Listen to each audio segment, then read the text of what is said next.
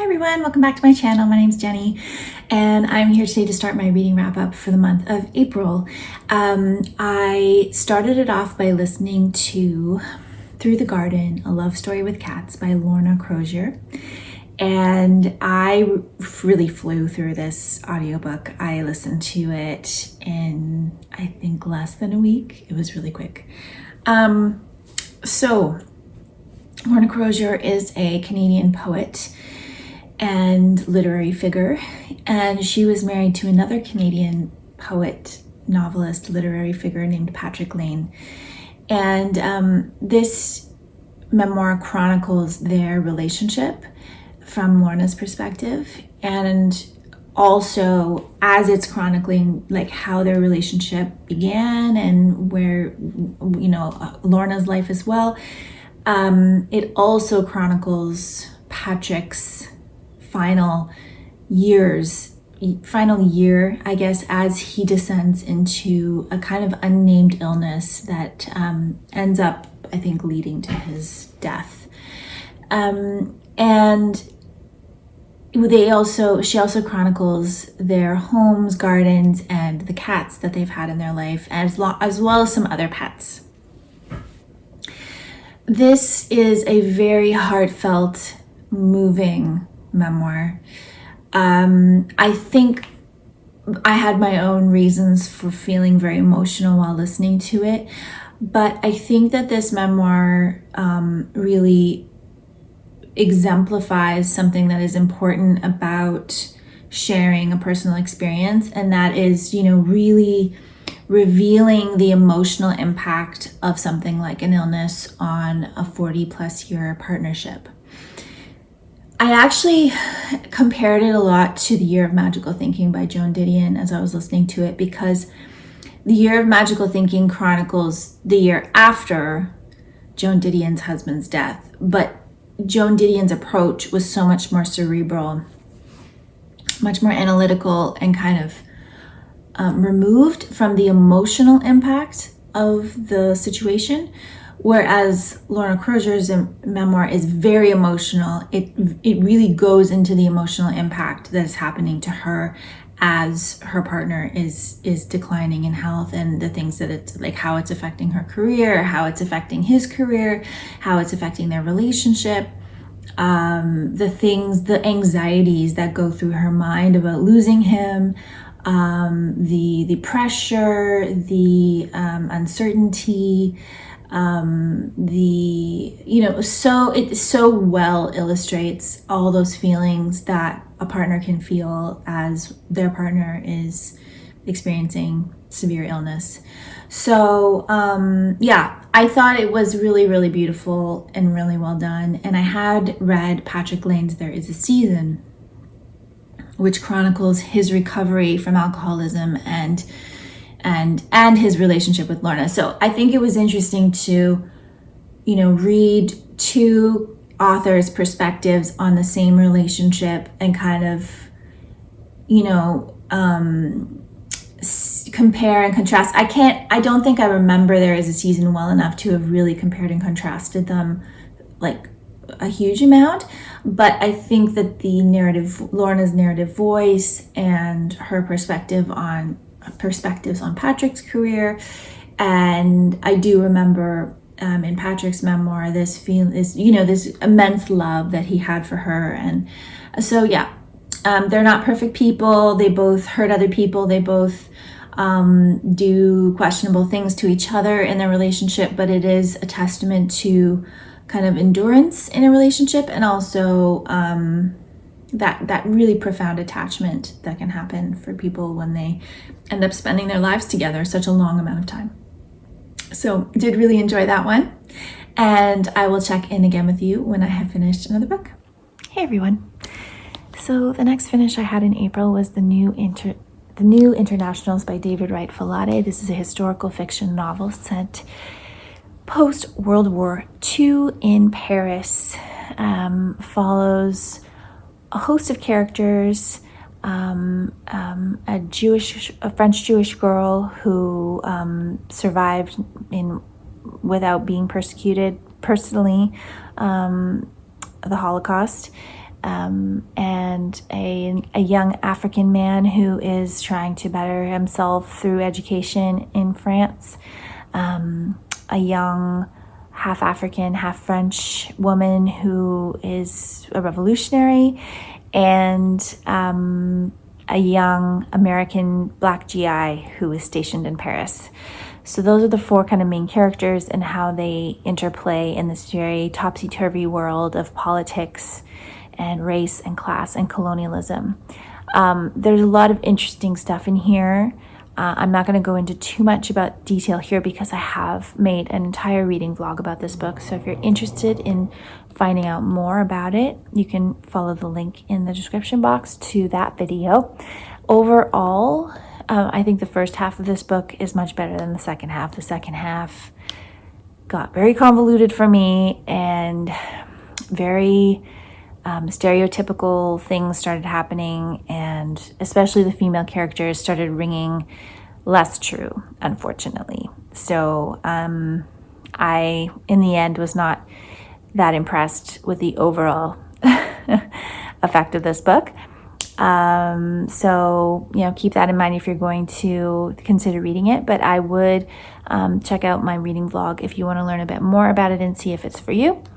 And I certainly am glad that I read something about Paris post World War II. I think learning about these different perspectives was certainly, worthy in and of itself, even if the novel and the plot and the characters didn't really live up to my expectations. And that's it for this one. And I will check in again when I have finished another book. Hey everyone. I just finished Under the Tuscan Sun by Frances Mays. So obviously, or maybe not so obviously, if you have not heard of this memoir, it was made into a film, and very quickly when I started reading it, I realized that the film basically took the title, the premise of buying a house in Tuscany and renovating it, and changed everything else from what I remember, because there's no romance in this book, or not that I was looking for that, but I probably enjoyed it more because there wasn't a romance, but just that, my perception of what it was really altered by that fact. So it was written in the 90s, so it has that feel to it. It has a different sensibility than, the more modern travel, buying a house in a foreign place and renovating it memoirs. And there were a lot of parts of it that I liked, but overall, I would say the narrative voice is a style of memoir that I don't like, and that is this kind of removal of the personality. So I found it hard to get to know Frances herself. I found it easier to know the people she was describing than herself. She didn't put a lot of her own feelings in here. Her own, she puts a lot of her memories in, and childhood things. She grew up in the South. Her relationship, she had ended a marriage, and then she has a new relationship with a man named Ed, and they buy the house together. She has an adult daughter that comes to visit. So she's in a very specific period of her life, and the renovation of the house was very interesting, and her description of Tuscany was interesting. There were some chapters that I found went into things that weren't as interesting. She has a whole chapter about the kind of religious iconography and relics and things that you can find all over Italy, which I'm really not that interested in. So that part was that chapter I kind of just didn't feel as engaged with. And I think that happened several times. There was also 2 chapters with descriptions of food and recipes. And I kind of read the text parts, and then kind of read some of the descriptions of the recipes, because she does talk a little bit about the different recipes and when she makes them and things like that. But I'm not a huge, that wasn't that interesting to me, because I'm not a super cook. I do cook, and I do do actually make a lot of food for someone that doesn't like to cook. That's another story, but I think if you love food and you want to read about Italian food and try out Italian recipes, then you would probably like that more. So the reason I chose to read this is because I bought her second memoir, which is written 3 years after this one. Again, about her settling in more to her home, Brumasol, and living more. The other difference here is that unlike A Year in Provence or some other type of memoirs like this, that she's not living here all year. They buy the house as a summer house, and so they live in San Francisco and work as professors, and then they travel to Tuscany around Christmas, and they spend the summer there. So, you hear about the renovations and everything going on and what they're doing in their summers there, but it's not the same as like completely transporting themselves to a new place where they live there full time and become residents in the same way as some of these books are. So overall, I did enjoy it, but I wouldn't say that it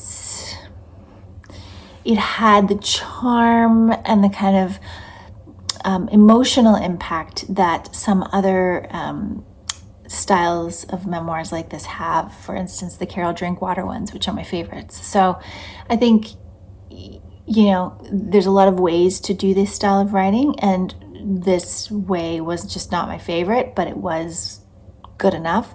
And I definitely will read the other one because I bought it at a secondhand bookstore. So I'll read it eventually. I don't think I'll rush to read it by any means, but I know her style, and I think this would be a good book to read on vacation, or like if you're going on a trip, or if you want to feel transported somewhere, you're kind of stuck at home and maybe in the cold and you want to feel some warmth and some sun, then I think this would be a nice book to do that with. But it didn't have the kind of emotional oomph that I really wanted, that I like from these styles of memoir. So that is Under the Tuscan Sun by Frances Mays, and I will check in again with you when I have finished another book. Hey y'all. So this morning I finished The Heaviness of Things That Float by Jennifer Manuel. This is a story of Bernadette.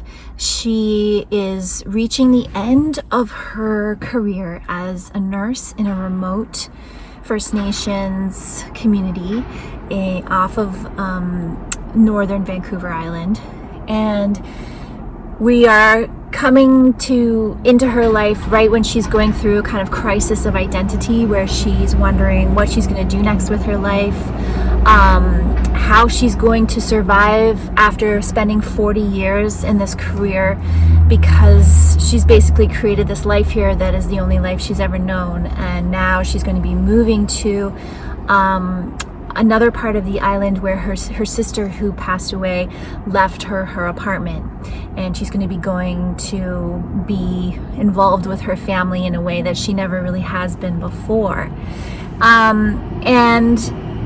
So we learn about the people living in this reserve. This is a made-up reserve. Jennifer Manuel herself was a teacher, I believe, who worked in a First Nations community for a long time, and so wrote from her experience of that. So this is a really interesting look at belonging, at like if you can ever really belong somewhere when you are of a different culture, when you are of a different of the dominant culture is also really talked about in here. So Bernadette being a white woman and coming into a First Nations place, an Indigenous community, and being there as their nurse. So someone who is privy to a lot of private and delicate information that she carries within her, and how she tries to be respectful of the culture, how she integrates herself, how she believes she has friends and lovers and intimate relationships, but that there's always also this kind of feeling of questioning that. Am I actually accepted? Do they actually accept me, or is this just pretend? And then the new nurse who's going to replace her comes, and so a whole lot of things ensue from there. And the main plot that's happening in this story is that Chase Charlie, who is a young man who she's intimately connected with, not that she had a relationship with physically, but that she raised partially and loves like her own son, has gone missing. And so most of the story is a quest to find Chase and find what happened to him. And in that time, as you're in the present, you're also learning about her past and her relationships with different people and their relationships with each other. So it's a very intricate relationship-based story with a lot of complex relationships that are very wonderfully drawn. There's a lot of beautiful nature writing in here. I would say this is a debut novel. I would say at times there was a little bit of the kind of maybe overwriting slightly, but nothing that detracted me from the overall beauty of the story and the self-reflection of Bernadette as a settler living in a First Nations place was very, very astute, and also her assurance that she knows something that maybe she doesn't know, discovering secrets that have been kept from her, trying to uncover what happened to Chase is all very intricately drawn. It's also, though, I would say, a very sad story, a story that shows a lot of beauty and happiness in a culture, but also shows the really dire and horrific consequences of residential schools and the colonial agenda as it was implemented against Indigenous people. And it also reflects on the type of people who come to these remote communities, and they're listed, I think she calls them savers, users, and I can't remember the other one. And it's very interesting observationally for the way settler white people come into First Nations communities, the things they make assumptions about, the things that they believe they're doing out of a righteousness, and what that righteousness means to the people there, and so many different things. So it's got a lot in here. It's a wonderfully drawn story. I would highly recommend it, and I will check in again with you when I have finished another book. Hey y'all, so I wanted to tell you about a second audiobook that I read for the month of April. I found out early in the month, or maybe, I think it was early in April, that a local to me center, so it's called the Native Art Renaissance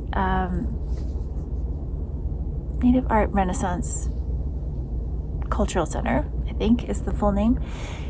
And it's a fairly new center, and I had donated some art for a fundraiser there, and I found out they had a book club and that they were reading Unreconciled by Wente. And so I decided to try to join in, and I picked the book up on audio so that I could, because it was narrated by the author for one thing, but also so that I could read it fast enough, hopefully, to get to the last book club meeting, which is this evening. And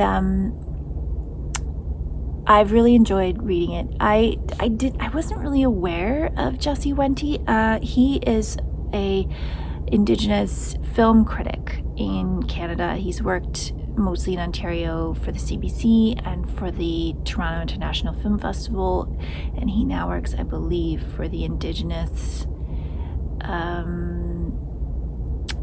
storytelling film branch of the government, which I have to look up and see if that's even still a thing, because the government has changed since he wrote the book. He wrote the book, I believe, in 2021, or it was released in 2021. And so it's kind of a combination of Wente's life story as an Indigenous person growing up in Canada and Indigenous history. And in that way, I think it's actually a very accessible book, because a lot of people talk about books around Indigenous issues not being accessible enough, or not explaining things enough, or and so I think this book is actually very current to now, and I think it explains the contemporary Indigenous experience very well, and would be really helpful for anyone who is trying to gain a specific perspective. And Jesse's perspective is very unique because he is also has some settler ancestry, and that kind of issue of he grew up in the city where his mother also grew up. His grandmother was in residential school, and so his perspective is one of not feeling a sense of belonging in his home reservation because of that separation and that attempt of white supremacy to assimilate his grandmother, and losing her language and losing her culture because she was trying to fit into Canadian society, and how that is fraught with difficulty as an Indigenous person, because even if you try to fit in, even if you try to succeed in this way, you're often still rejected or discriminated against or stereotyped, and the victim of racism and microaggression. So all of that is really well explained in here, along with Jesse's trajectory of his film career, his film critic career, his working with different organizations, feeling tokenized as an employee. He also, says some really important things that I thought were very powerful, such as saying, like, Indigenous people have endured everything that's been thrown at them by the nation state, and we're still here, and now it's up to the rest of Canada, the rest of Canadians, to push for change. And I really do agree with that. And yeah, so I was very affected by this book. I think it is very well done, and it also does a really good job of weaving in the kind of Indigenous like representation in popular culture, and how that affects Indigenous people from Jesse's perspective. And I thought that was very powerful as well. So a lot of great lessons in here, and I'm very glad that I read it. And as long as I keep my energy level up today, I'm gonna head over to the book club later on today. Anyway, I will talk to you again when I have finished another book.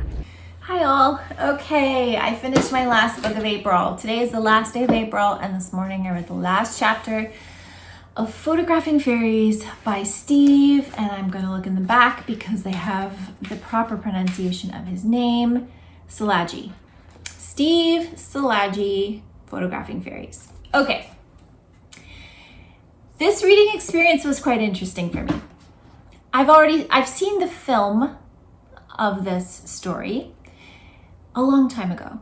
So I remembered the gist of it, but I didn't really remember the plot. And this is a plot book. So if you're looking for plot that moves pretty well, this is a good book for you.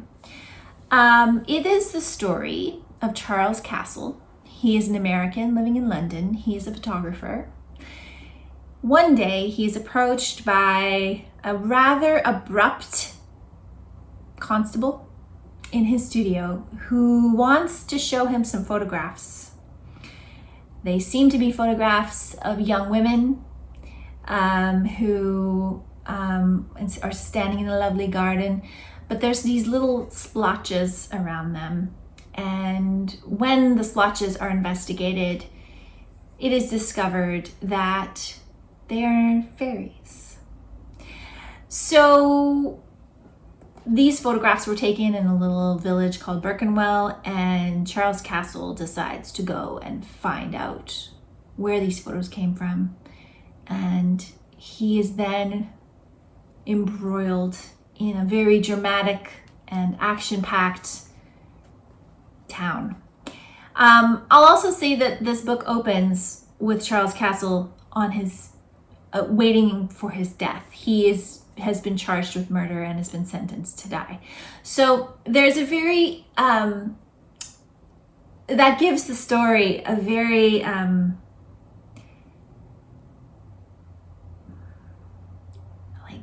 dire unfolding. What is the word I'm looking for? You feel this sense of like, oh gosh, what did he do? Like, how did we get here the whole time? I would say that there are some, kind of stereotypical interpretations of different types of people in this story. It was written in 1992, so I wouldn't say that it's like super, obviously it has a lot of the things that novels written in this time period have, which is maybe inappropriate ways of referring to people or things like that, but it's also historical fiction. It's set in, I believe it's set post World War I. So I think this must be, the early 1920s or something like that. I did like it, but I think when you're not a person that reads very plot heavy books very much, there's kind of this strange relationship with the text where it's this sense of, I am wrapped up in it, I am interested in what it has to say, but I'm also kind of at a distance because I don't feel that attached to the characters as much as I would normally feel reading a more character-driven novel. I do think I'm attached to Charles. Charles is kind of a bumbler. He's not a perfect person. He's making lots of mistakes. He's very misguided in what he thinks, how he thinks things are going to pan out. But somehow most things work out, but then some things don't work out. So it's a really interesting, he's an interesting guy. He's interesting enough to keep you reading the story. Yeah. So, I mean, I think that's all I can say about it. This book doesn't have, there's a little bit of an ethereal quality. There's a little bit of a irreverent quality to the story, I would say. But it doesn't have like a deeper message or meaning, I don't think, other than this idea of obsession, maybe? Obsession. I think Charles becomes quite obsessed with the idea of the fairies. He pursues them quite to his own demise. Let's say that. So yeah, it's kind of a quest story with a, the ending is very, I found the ending actually satisfying. I would be curious if you've read this. Tell me what you thought of the ending. Okay, so that is my reading for the month of April. Thank you so much for watching, and I'll be back again soon with another video.